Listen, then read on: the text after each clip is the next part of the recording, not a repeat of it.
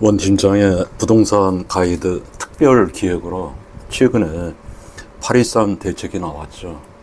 그거 전체적으로 분석 같이 해가지고 현 정부의 부동산 정책의 허와 실에 대해서 얘기해 보겠습니다.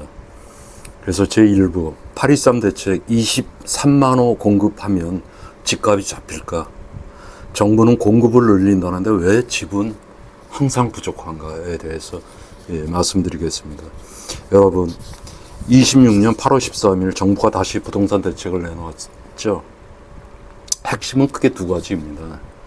주택 공급은 더 늘리고 공급 속도는 더 빠르게 하겠다.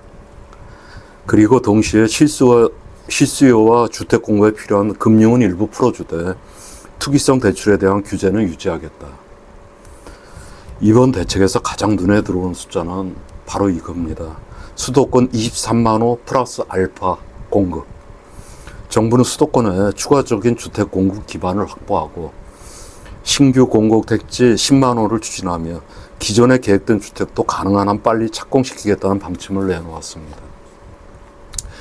여기까지만 들으면 이런 생각이 들 수 있습니다. 23만 호나 더 공급한다면 앞으로 집값이 안정되는 것 아닌가. 그런데 저는 부동산 현장에서 오랫동안 시장을 지켜보면서 이런 공급 대책이 나올 때마다 가장 먼저 확인하는 것이 있습니다. 몇만 호를 새로 공급하겠다 발표했느냐가 아니고 제가 보는 것은 세 가지입니다. 어디에 짓는가, 언제 착공하는가, 그리고 가장 중요한 게 언제 실제로 입주할 수 있는가. 바로 이것입니다. 왜냐하면 부동산 시장에는 아주 중요한 원칙이 하나 있기 때문에 그렇습니다. 발표된 주택은 지금 우리가 바로 들어가서 살 수 있는 주택을 의미하는 게 아닙니다. 오늘은 이 정부의 8.13 부동산 대책을 무조건 비판하지도 그렇다고 정부 발표 숫자로 그대로 받아들이지도 않겠습니다. 이번 대책의 실은 무엇이고 허는 무엇인지, 그리고 서울과 수도권 집값에는 실제로 어떤 영향을 줄 가능성이 있는지 하나씩 살펴보겠습니다. 일부 8.13 대책에서 가장 먼저 봐야 할 숫자. 이번 대책의 첫 번째 핵심은 공급입니다. 정부가 제시한 큰 그림은 수도권 23만 호 플러스 알파의 추가 공급 기반 확보를 하겠다는 겁니다. 그리고 이 가운데 이 신규 공공택지에 10만 호 확보하겠다. 우선 약 2만 7천 호 규모의 후보지를 제시하고 추가 택지를 발굴하는 방식입니다. 그린벨트를 비롯해 활용도가 낮은 공공부지 등도 공공자원으로 활용해갔다는 방향입니다. 그런데 여기에서 아주 중요한 구분이 필요합니다. 23만 호 공급 기반과 23만 호 입주는 같은 말이 아닙니다. 부동산 공급에는 여러 단계가 있죠. 택지를 찾고 지구를 지정하고 토지를 보상하고 사업 계획을 만들고 인허가를 받고 착공하고 공사를 하고 준공해야 합니다. 그 다음에야 사람이 들어가 살 수 있습니다. 따라서 저는 정부가 몇십만 원을 발표할 때마다 이렇게 말씀드립니다. 공급 숫자를 볼 것이 아니라 공급 시간표를 보십시오. 2부. 이번 8.13 대책에서 가장 중요한 것은 23만 호가 아니다. 이번 정책에서 제가 오히려 주목하는 숫자가 하나 있습니다. 68개월에서 37개월. 정부는 공공택지의 지구 발표 이후 착공까지 걸리는 시간을 평균 68개월에서 37개월 수준으로 단축하겠다는 계획을 내놓았습니다. 이건 약 31개월을 줄이겠다는 것입니다. 이것이 제대로 실행된다면 상당한 의미가 있습니다. 왜냐하면 지금 대한민국 이 주택 공급의 문제 핵심 가운데 하나가 계획이 없어서가 아니라 계획한 주택이 시장에 너무 늦게 나오는다는 것이기 때문입니다. 그래서 이번 대책의 진짜 시험대는 정부가 23만 원을 발표했다 이것이 아닙니다. 정부가 약속한 공급기간 단축을 실제로 만들어낼 수 있는가 바로 이것입니다. 정부는 이번 조치를 통해 기존 계획보다 2030년까지 12만 호 이상 추가 착공한다는 목표를 제시했습니다. 그렇다면 앞으로 시장 참여자가 확인해야 할 숫자는 명확합니다. 23만 호라는 발표 숫자보다 27년에는 몇 호가 착공되는가, 28년에는 몇 호가 분양되는가, 그리고 실제 입주는 언제 시작되는가, 이것을 확인해야 합니다. 3부, 정부가 이번에는 왜 착공을 강조했을까? 정부도 공급계약만 발표한다고 시장 문제가 해결되지 않는다는 걸 잘 알고 있습니다. 최근 몇 년 동안 주택시장을 어렵게 만든 것은 여러 요인이 동시에 작용했기 때문입니다. 공사비가 올랐습니다. 금융비용이 높아졌습니다. PF 사업장이 어려워졌습니다. 정비사업에는 조합원 추가 분담금 문제가 커졌습니다. 인허가 지연되는 사업장도 있습니다. 이런 상황에서 아무리 좋은 땅이 있어도 사업성이 나오지 않으면 착공할 수 없습니다. 그래서 이번 대책에는 단순한 택지 공급뿐만 아니라 PF와 주택 공급 관련 금융 지원 확대도 함께 갔습니다. 정부가 제시한 관련 금융 지원 규모도 기존 26조 3천억 원 규모에서 47조 8천억 원 플러스 알파 수준으로 확대하는 방향입니다. 쉽게 말하면 이런 것이죠. 땅만 내놓는다고 끝내지 않고 실제 공사를 시작할 수 있도록 돈줄도 함께 지원하겠다. 이것이 이번 대책의 중요한 변화입니다. 4부. 그렇다면 이번 공급대책의 실은 무엇인가?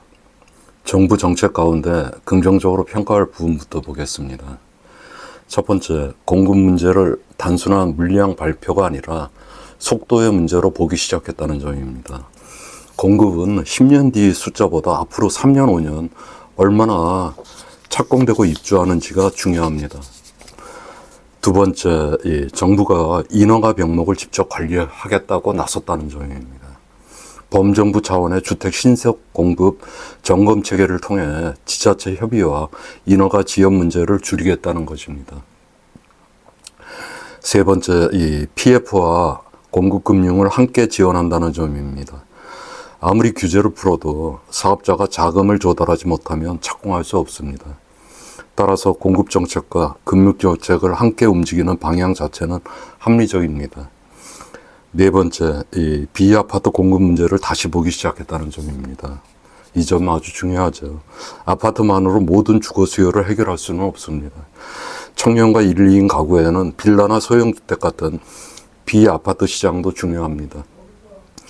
최근 이 시장이 위축되면서 전세와 월세 시장에도 부담이 발생했습니다. 따라서 비아파트 공급 정상화는 임대시장 안정 측면에서도 볼 필요가 있습니다. 그렇다면 8.23 대책의 허는 무엇인가? 여기부터가 중요합니다. 첫 번째 문제는 역시 공급되기까지 그 시간이 오래 걸린다는 그 시간 문제죠. 신규 공급 택지 10만 호를 확보한다고 해도 오늘 발표하고 내년에 바로 입주할 수 있는 게 아닙니다. 택지 지정, 보상, 조성, 분양, 착공, 준공이라는 긴 시간이 필요합니다. 따라서 2026년과 2027년에 나타날 수 있는 서울과 수도권 일부 지역의 입주 물량 부족을 신규 택지만으로 즉시 해결하기는 어렵습니다. 두 번째는 입지입니다. 23만 호가 중요한 것이 아니라 그 23만 호가 어디에 들어오느냐가 중요합니다. 서울 강남에 출근해야 하는 사람이 있습니다. 자녀 교육 때문에 서울을 떠나기 어려운 가구도 있습니다. 이미 생활 기반이 서울에 형성된 사람도 있습니다. 이들에게 수도권 외곽의 공급은 완전한 대체제가 아닐 수 있습니다. 그래서 이 공급은 단순히 23만 호 대 23만 호 가구의 문제가 아닙니다. 수요자가 원하는 지역에 원하는 이 품질의 주택이 공급되는가, 이것이 중요합니다. 세 번째는 사업성입니다.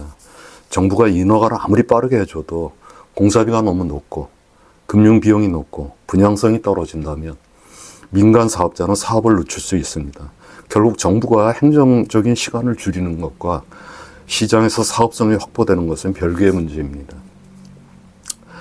6부, 이번 대책에서 공급만큼 중요한 것이 있다. 여러분, 이번 8.23 대책을 이 공급 대책으로만 보면 중요한 것을 놓칠 수 있습니다. 바로 금융입니다. 정부는 올해 금융권 가계대출 증가율 관리 목표를 기존 1.5% 수준에서 약 3% 수준으로 상향 조정했습니다. 이에 따라 금융권의 하반기 대출 공급 여력이 확대될 가능성이 있습니다. 그런데 이것을 정부가 부동산 대출 규제를 풀었다고 이렇게 단순하게 받아들이면 안 됩니다. 큰 틀의 투기 수요 억제 기조를 바꾼 것이 아니라 잔금 대출, 중도금, 이주비, 주택 공급 관련 자금 등 실수요와 정상적인 주택 공급 과정에서 필요한 자금의 순통을 일부 틔우겠다는 성격이 강합니다. 여기에 신축 비아파트와 관련한 금융 규제도 일부 조정됩니다. 이것은 침체된 빌라와 비아파트 공급을 다시 살려보겠다는 의미입니다. 그런데 여기에서 정책의 딜레마가 발생합니다. 대출을 너무 강하게 막으면 거래가 얼어붙습니다. 반대로 금융을 너무 빠르게 풀면 늘어난 유동성이 다시 서울 핵심 지역의 집값을 자극할 수 있습니다. 정부가 앞으로 가장 어려운 줄타기를 해야 하는 부분입니다.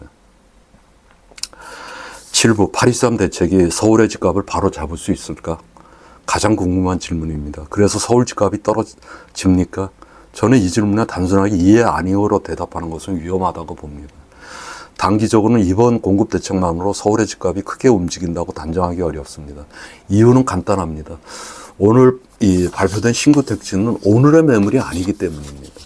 서울의 단기 가격은 오히려 현재 매물, 현재 전세 가격, 그리고 현재 거래량, 현재 금리와 대출 가능액, 그리고 현재 입주 물량에 더 직접적인 영향을 받습니다.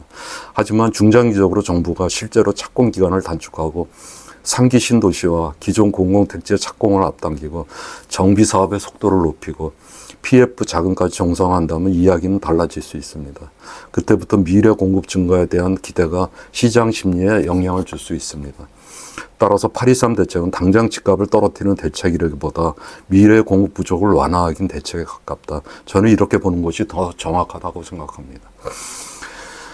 8부 앞으로 진짜 봐야 할 4가지 숫자. 그렇다면 여러분은 앞으로 무엇을 확인해야 할까요? 저는 4가지만 보라고 말씀드리겠습니다.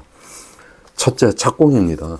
23만 호라는 발표 숫자보다 실제 착공이 얼마나 늘어나는지를 보십시오. 둘째는 입주입니다. 특히 내가 관심 있는 지역에 앞으로 2, 3년 입주 물량을 확인해야 합니다. 셋째, 전세 가격입니다. 입지가 줄어드는 가운데 전세 가격이 계속 올라간다면 매매 가격에도 압력이 전달될 가능성이 있습니다. 넷째, 거래량과 매물입니다. 거래량이 살아나고 전세 가격이 올라가고 입주가 줄어들면서 매물까지 감소한다면 그 지역은 상당히 주의 깊게 봐야 합니다. 반대로 공급 부족이라는 뉴스가 나오더라도 미분양이 늘고 거래량이 줄고 인구와 수요가 감소하는 지역이라면 전혀 다른 시장입니다. 9부 실수요자는 그럼 어떻게 해야 되나? 무주택자 실수요자 여러분, 8.23 대책이 나왔다고 해서 23만 호가 나온다니까 집값이 떨어질 때까지 기다리자, 이렇게 단순하게 판단하지 마십시오. 반대로 입주가 부족하니까 지금 무조건 사야 한다, 이것도 위험합니다. 먼저 내가 살고 있는 지역을 정하십시오. 살고 싶은 지역을.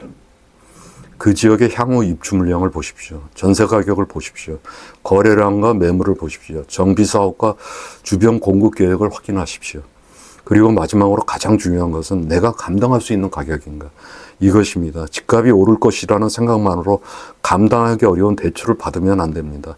반대로 충분한 소득과 자금이 있고 실거주 목적으로 7년, 10년 이상 보유할 집인데도 막연하게 폭락만 기다리는 것 역시 위험할 수 있습니다. 실수요자는 시장의 바닥과 꼭지를 정확하게 맞히는 사람이 아니라 자신이 감당할 수 있는 조건에서 좋은 집을 오래 보유할 수 있는 사람이어야 합니다. 그럼 이 8.23 대책 핵심 사항을 정리해 보겠습니다. 여러분, 오늘 말씀드린 내용을 5문장으로 정리하겠습니다. 첫째, 8.23 대책은 수도권 23만 호 플러스 알파의 공급 기반 확대입니다.